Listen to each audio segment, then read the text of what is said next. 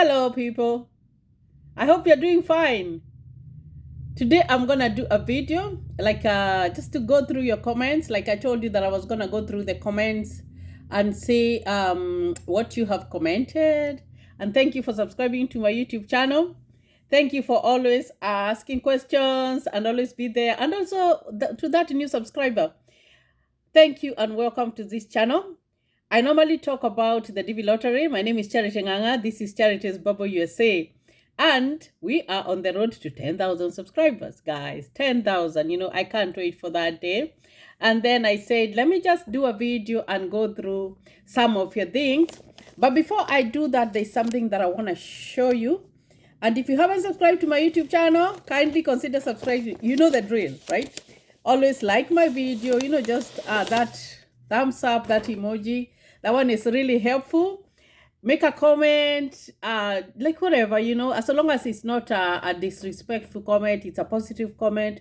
Always put it over there. And even those people who post negative comments, there is no point of posting negative comments on my YouTube channel because they won't see the light of the day. So guys, I do appreciate you for always supporting me. Now, I want to show you this paper. I found this paper when I was going through my paperwork. I don't know if you're able to see because my other website is not working very well. So I'm using my phone, but this paper is green. I want to show you this green paper. This paper changed our lives, guys. I just found it in my documents I was going through. And then I was like, I'm going to do a video about this paper. I'm going to talk about it in the beginning. And then I'm going to answer some of your questions that you have asked. Now, I'm looking at the time because at 3 I'm going to go and get end from work. So it's 1:40 p.m. here in the US. I don't know what time it is when I'm doing this recording. So this paper, when you look at it, let me bring it closer to my phone camera. Now, this is the paper that we got when we were given a visa. We were given in 2014, February 2014. It was updated in February 2014. So when we went for our interview after winning our DV lottery, this is what we were given. And believe me, this paper is a blessing to us because with this, we were able to come to the US and we were able, our life changed completely. So why do I want to talk about this paper? I want to talk about it because some of you are waiting to go for your interview. Some of you are waiting for the DV lottery to come out to see if they have been selected. And after you have done everything, all the requirements that they need, when you go for your interview to the embassy, this is what you will be given. This paper, this color, it's a green color. This is what you will be given.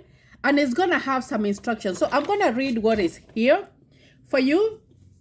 It says, Dear immigrant visa, diversity visa applicant. Here it's Embassy of the United States of Nairobi, Kenya. Congratulations, your visa has been approved. Like that sentence, it tells it all. It makes you so happy, you know what I mean? Please immediately register with DHL Courier Service for each traveling applicant. Instructions are attached to this sheet. DHL will alert you by email when your passport or travel document is ready for collection and include a receipt paper, also called the DHL airway bill number. So it's just instructions on what to do after they have given you the approval that you're going to come to the US. So they normally give you this paper and they don't give you your visa at that moment, your passport at that moment. Remember, you had gone with the passport. They are not going to give it to you because it has to stay. Let's see what it says. It says it takes approximately 1 week for your visa to be ready for collection. And then it goes on to give more instructions. When you collect your visa from the DHL location you selected, you will be required to produce a form of identification to your DHL. So they're giving instructions here, guys, and I hope that you can see. If someone is collecting on the applicant's behalf, if you send someone to go and do it for you, he or she must come with a letter of authorization. So you don't just go to the post office and say that I wanted the visa for so-and-so. They're not going to give you. You have to have a letter of authorization from that person. And at this point is where you don't want to send people. You just want to go by yourselves and get your passport. You know what I mean? And then, signed by the applicant together with the identification card and the applicant. So it's a task. If you're sending someone, they have to go with your ID and everything. So you better go, your life is changing. A birth certificate original copy will be required when you are collecting a visa for your child. Of course, all these documents, you have them, because remember, when you got your passport, you had to use the birth certificate of your child. I do not know if it has changed. I'm reading for you what happened to us in 2014. This is what we got, and these are the instructions that we got. Okay, now, after you have gone for your interview, you can check your status of your visa at http Kenya US Visa Info.com under the contact US tab. You know, they tell you where you can go and see, look at the status of your visa. So they are communicating. They're telling you this is what you can do. This is the website that you can do to see if your visa is ready. And then they tell you, they caution there and tell you, please do not call the DHL to check if your visa is ready. Now, they also give you another sentence here that says, this notice is not a visa. In order to travel, you must collect your visa stamped inside your passport or travel document at your selected DHL location. So you are the one who is selecting the DHL. So you have to do that. Okay. Note that your visa will be accompanied by a sealed manila envelope. I always talk about that envelope that you're not supposed to open. And if I read here, it says, do not open any envelope under any circumstances. I hope you guys can see. I'm trying all my best here. Let's see. I don't know if my phone is showing. Whatever. Let me just read it for you because my phone is not doing very well. Okay, if you tamper with the envelope, if you open the envelope, they give you that envelope and you decide to become very curious and open it, your visa will be invalid and we will need to reseal it for you to travel to the US. So you have to go back to the embassy. So there is no point of opening that envelope. Don't open it. Please avoid this unnecessary delay. Now, if you are in Somali, because I believe most people, there are some people watch me from different parts of the world. If you're from Somali, when you register with the website above, you will be asked for your passport number. If you do not have a passport or hold a Somali passport, please do not enter a passport number and instead enter your immigrant visa case number, for example, whatever. So I really wanted to show you this paper. I'm going to file it and keep it because I don't want to lose it. This is what you get after you have been given an approval when you have won your DV lottery to come and live in the US. This paper changed our life. You know, I was looking at it and I was telling my husband, this paper, you know, when we got it, we were so happy and everything. So I thought that I would share this with you guys. Now, I want to go back to my computer here and see some of the questions that you have asked. I see there are many. I thank everybody for even like giving those congratulation messages. My English today is not very good. I'm studying, so I'm studying for my NCLEX. I always study, guys, but right now my like I told you, the hard part is over. What I need to study is for the board exam. Okay. So I'm going to read some of the comments here. I'm going to read the recent ones. And if I didn't read your comment, please know that I will read it. So make another comment there and I'm going to read it. So hi, Charity. Thanks a lot. This is Karanja Mwara. A lot for your job, always. But please talk about... these ones they want me to talk about... they want me to talk about politics. I can do that another day to talk about politics. But in general, I really don't like what's going on. Because you find that if someone was defeated, they were defeated. And if they won, they won. You know, what's the point of like instigating people to go and fight? And you know, these people are living from hand to mouth. Some of them are going without food. So if you go out there to fight the rights of another person's interest, then it doesn't make sense, because who you should think about at the moment is your family. Regardless of what's going on, you should never put yourself in danger, regardless of whoever wants to win. And you know, what I know is that right now, I know the economy is bad in Kenya. I know that the rates are very high. But if you go back and see what was happening, even after the election, there was still trouble. There was still a lot of trouble. There was still a lot of unrest. And you find that where do you expect the new government like to fix everything in a fix? No, they have to start somewhere. And I don't know, I don't like commenting very much, but I knew that the rates would go high. So it's always good to give the people who are who are in power at the moment, give them a benefit of doubt. Give them some time and see 1 year down the line what have they done, and then you can ask questions. But do not go out there rioting or whatever in the in the name of another person. And when that person gets, if they get something from there, they're not going to help you. You should think that it's Kenya. They're not going to. Politicians don't help people. They're only like they're only interested in their stomachs. Sorry to say so, but that's the truth. They don't help people. The moment you elect them in office, capiche. Some of them you can't even reach them by phone. You reach their assistants. So it's good to think about that. That's just a food for thought. Okay. Hi, great work, Baba Christine. This is Monica Omolo. And then Moses is saying, great work, Moses Mochama. Work you're doing, continue educating us to be successful in life, but forefront is putting God first in everything you do. Yeah, without God or without whatever power that you or whatever you are, if you are a Muslim or whatever, it's always good to keep God next to you, because God guides you, God gives you peace, and and life is more easier and better when you put it on the hands of God. Kemi Jesse is saying wisdom. Thank you for that. Rosalind Kamau is saying very enlightening.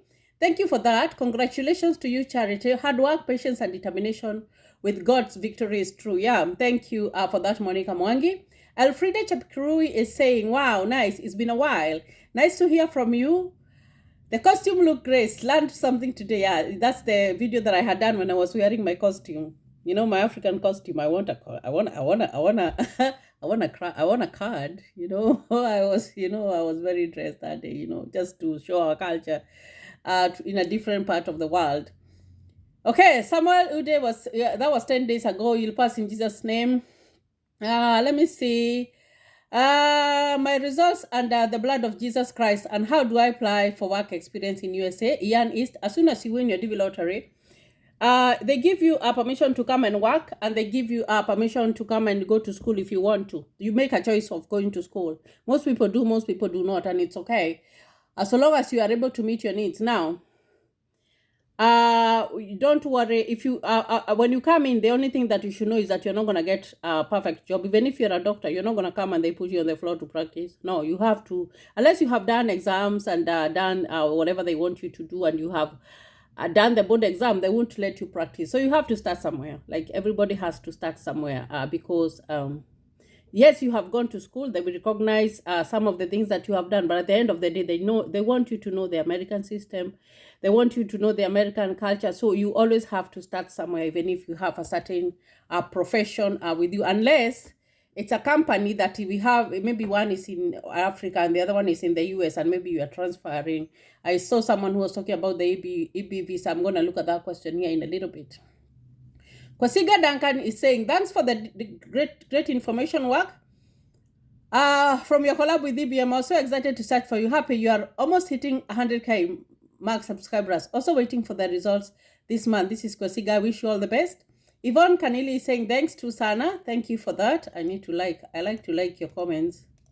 I do like to like them, to see like you're not doing zero work when you are commenting on my YouTube channel.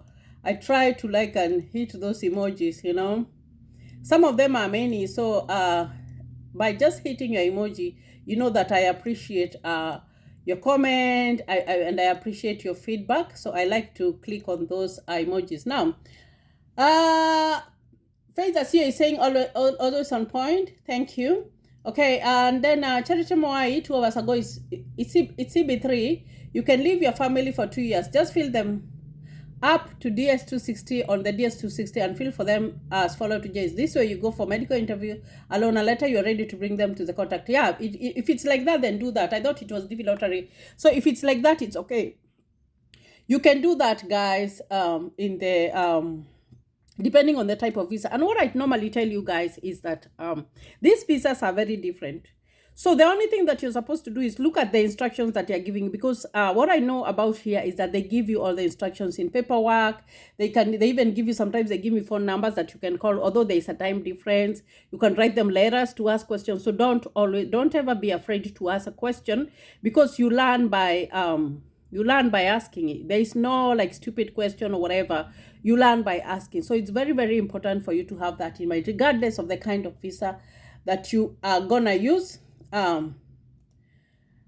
You can do that. Now, So let's see here. I don't know who is this person. I need to trying to, let's see. Oh, here. There, good. Okay, I told you if I see a bad comment, I normally remove it, or I have it. I have to approve it or disapprove it. It doesn't matter. Okay. Let's see. So there's another one. Oh, that one is I don't know what those people are talking about. I'm trying to look at some of your comments here, just to read them. Let's see. There. Okay. Let's see. Okay, now I'm at the right place now. Okay. So those were comments from Francis. Okay, let's see. Okay, let's see.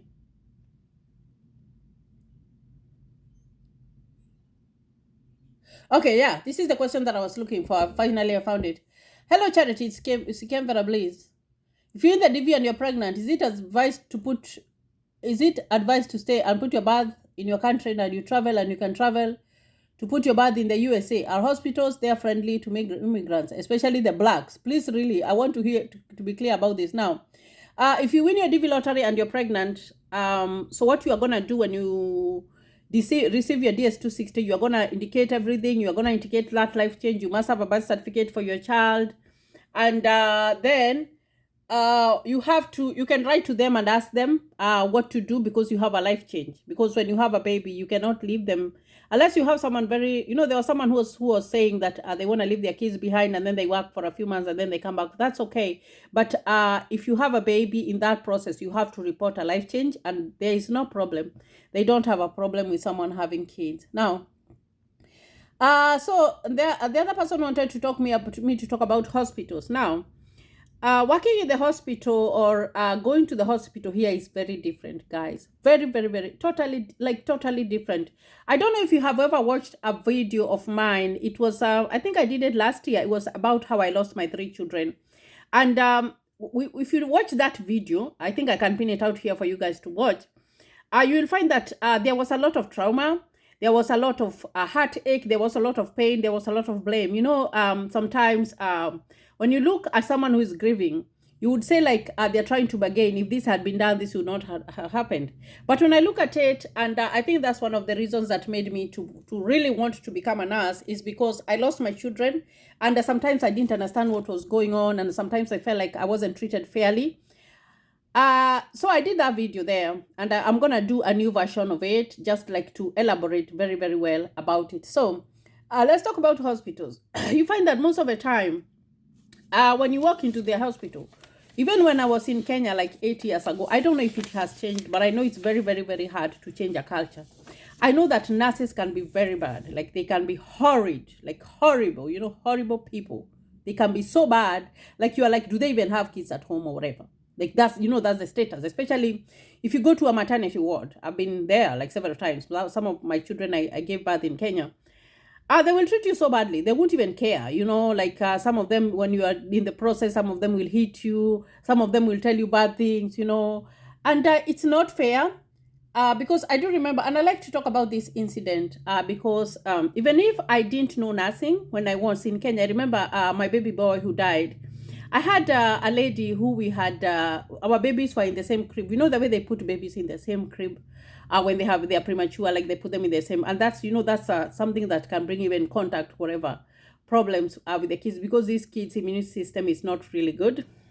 So I do remember we went to see our kids at the same time. Women bond. And I do remember the doctor came and examined my child, and she said that he's going to be fine. But I know he was having a lot of respiratory distress and everything. And right now I understand what was going on with my son. But then this lady also had a baby boy.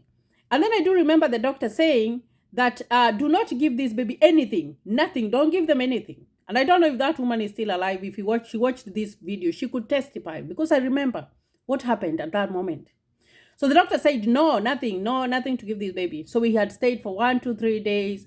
My baby was doing better. I would say he was doing better because he started declining at the 5th day because he died 10 days later. So I do remember we were there, you know, the way you go after every 4 hours, you go and pump the milk to give the babies and everything. And I do remember we sat there and there was a nurse there. I don't know if it was a nurse or, you know, you cannot know whether it's a nurse or it's a nurse tech. You know, this is the time I realized that we have nurse techs. But I do believe it was a nurse. So, because the way she was dressed and everything. So she sat there, and that lady's baby, she held the baby. And you know, the baby has got a routing reflex, whereby when a little baby, when you look at them when they're born, they tend to move like this when they're looking for the breast. That's called the routing reflex. So the baby like was just moving. And then that nurse was like, oh, we can give him a drop of milk. But then, you know, like the way you are so scared, you cannot talk about anything.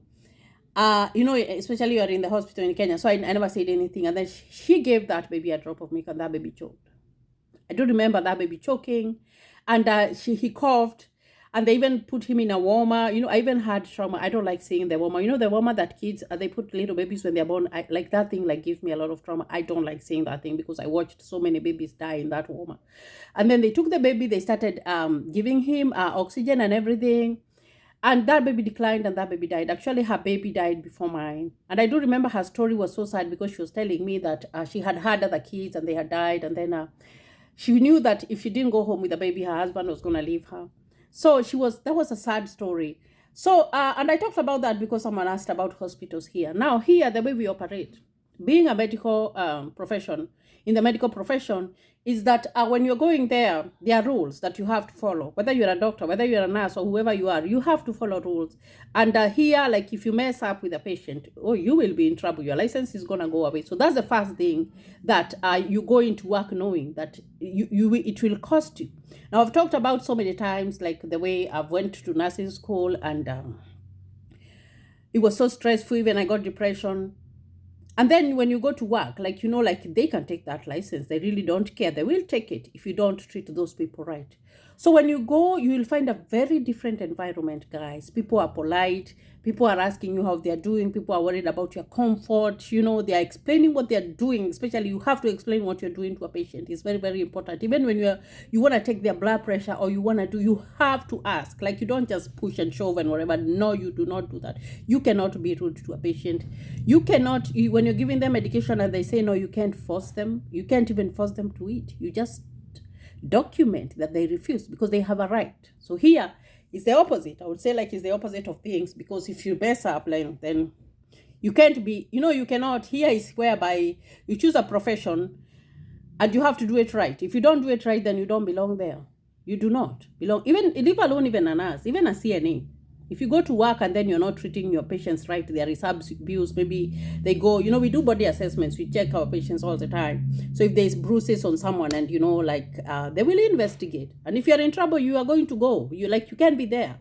So that's how it is here. Like it's very, very, very, we really take care of patients. You know, it doesn't matter whether, even a patient who is in a coma, they are not talking. When you are cleaning them, when you are giving them medication, you are talking to them. You are allowed, you're supposed to. So you take ownership of what you're doing. So it's very, very, very different here, guys. Very, very different. Another thing, I find that I did go to, so you cannot, like it's different. Like it's very, very, very different. And then you find that if you go to the hospital, even if you don't have money, they will treat you fast because safety is fast. Safety is fast. Even let's assume like you have a patient who has come in and they are maybe a criminal, they have been shot or whatever. The first thing that you do, you don't even think that that's a criminal. Your work is to take care of that person, make sure that they are safe, do everything in your power that you can to make sure that that person is safe. That's the spirit here, you know. And if you come here and maybe you have been practicing there and you have been treating people badly, you really don't care, you find that you won't last. Like you just can't last. It doesn't matter whether it's a black person or it's a white person. The experience that I've had here is very, very, very different in the hospital. So you can't be worried like, oh, when I go there because I am black, they're going to treat me badly. No, it's healthcare. Oh my gosh, healthcare is different. I think it's the most trusted profession. That's what I can say. So you should not worry about healthcare because it's taken care of. And like I said, you find that some of the hospitals that you go to, you have to pay a certain money before they see you. Here it's not like that. There's a law called MTARA that protects the patient. So the patient will be treated, and then and then later, after they have been stabilized, is when maybe there's a person who is going to go in and ask them if they have insurance. If they don't have insurance, they have ways and resources to tell that patient so that they can get help with paying their bills. So that's a very, very different thing that happens around here. So people don't joke. You don't joke with patients. You don't, even whatever that you're working, there's a lot of politeness. People can be bad. I know people can be bad, but if, let's assume, it's not even in the hospital profession, it's another person who is hired, maybe in the store, and they weren't nice, courteous to the patient, or they were rude or whatever, they don't last. So here you come with you can't have arrogance. And you find that most people, if you observe the people who have come to live in the US, and they are in a profession, when they go back home, they act very differently. There's that humbleness, because what they have seen is so much that it just humbles you. You know what I mean? Like, you are not, you cannot afford to be arrogant. You cannot afford to be arrogant. And even child upbringing is very, very different here. I would say, like, communication is a lot. Because you want to include everybody. You know, when I grew up, I do remember that we didn't have a lot of talking. Like, we were even scared of our parents at my time. You know, I'm older. I'm not very young. So it was a little bit different. But here there's a lot of conversation. There's a lot of consultation. Even parents, when they want to do something, they have to tell their kids what they're doing. You do a lot of consultation. So that's kind of the way it is here in the US. So guys, I hope that I was able to answer that question, because this one is asking, are they friendly to immigrants? They are. They are very, very, very friendly. And if you come with a DV lottery, you have kids, and you're of low income, you find that you get insurance for your kids that's free of charge. It's free of charge from the state. So your children have dental care, they have eye care, and they have medical care, which is very, very good. And you also qualify if your income is low. You also qualify. So there are so many things that I would say. I know that there is no place that is perfect, but what I know is that when we got this green paper that I was talking about, our lives changed, guys. It changed, because I know even right now. And another thing, you know, the way people go to the hospital and then they say that they don't have medication, and that happened to me, because I do remember I had a baby who, it was a stillbirth, and when I was in the hospital, I remember them coming and telling my husband that they didn't have that medication. So my husband had to walk out. Actually, he walked. I think he went with a bike, because there were no, I don't even know if there were taxi drivers or whatever. I don't know what was whatever. So he had to go all the way to Nairobi Hospital to get that induction medication. And then I always wonder, like, why didn't they have that? Was a national hospital that I was in. Why didn't they have that medication? Because, you know, a person, you have a stillbirth in your body, and you wait for like 12 hours. Like, and you know, there was even another lady who was there who had waited for like more than a day, like, because they couldn't raise the money. Her family had gone back home so that they could be able to raise money. So I know that people can do better, but as a nurse here, and as a nurse, wherever that you're watching me, and you're that bad nurse who really doesn't care about your patients, it's very, very important, because what I know is that there's something called karma, and it comes around very fast, and it's bad. You know, karma is really, really bad. So what I believe is that do unto yourself, do unto others as you would want them to do unto you. That's my policy. So you should not be scared when you come here. You will be treated right. You will be treated right, and as a patient, you have your rights. You have the right to refuse. You have the right to report abuse. You have the right to report molestation, and you don't report and it goes away. You report and investigations go. People get stopped from working. You know, if you're caught with something, maybe a patient says that you are rude to them, or a patient says that you are, maybe you touch them badly, you touch them inappropriately, or maybe they said that, you know, you hit them, or you will be in so much trouble, you won't even believe it. So it's very, very important, like, to know that when you come here, unless you are a troublesome person, you know, unless you are a person who causes trouble, you will do well. So guys, I hope that this video is going to help a little bit. And please continue subscribing to my YouTube channel. Thank you, and God bless you.